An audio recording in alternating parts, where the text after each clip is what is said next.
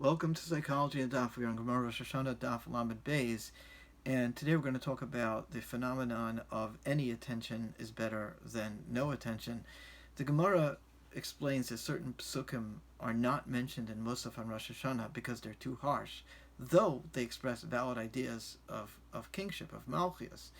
And the Gemara cites an example from Yechezkel where it says, Chai ani nu Hashem Elokim im lo b'yod chazakot v'zro netuya v'chema shafucha emloch aleihem, which we can roughly translate is, as I live, says Hashem, surely with a mighty hand and with an outstretched arm and with fury poured out will I be king over you. That's in Yechezkel, Parachaf Pasuk Lamed Gimel.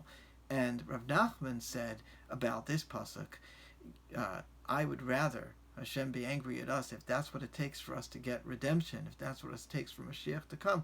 I'd rather that. The Gemara comments about Rav Nachman says we still don't say that on Rosh Hashanah, but the point is well taken. So Rav Nachman's point that anything is better than God's apathy reminds me of the basic principle that children will misbehave for attention. Now, it's a mistake to oversimplify this and say, oh, they're just doing it for attention, so I won't gratify this behavior. Because while that may be true, it's important to actively seek out situations where you can effusively praise good behavior. The children, especially young children, operate symbolically. If they see a sluggish or depressed parent, they intuitively fear the loss of their existence and even death.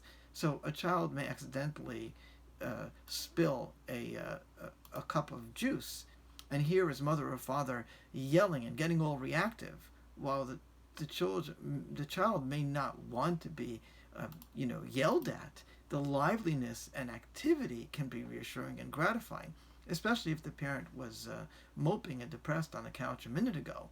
So therefore, according to the eminent researcher and psychologist Alan Kasdan, if you want to change behavior, it's important to target what positive opposite you want to see and notice it and react strongly and effusively. So let's say it bothers you that your children squabble and fight, or even you see that a child does not play quietly for a few minutes and constantly demands your attention.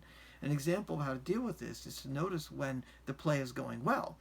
And after a long enough time that this represents positive change, say maybe 2 or 3 minutes, react effusively with praise. You can say something like, I see you're playing quietly by yourself. That's great!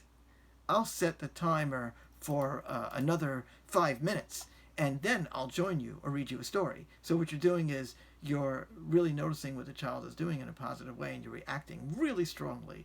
The basic idea is that your overall emotional wattage and emotional power must consistently be slanted in regard to desired behaviors and muted in regard to non-desired ones.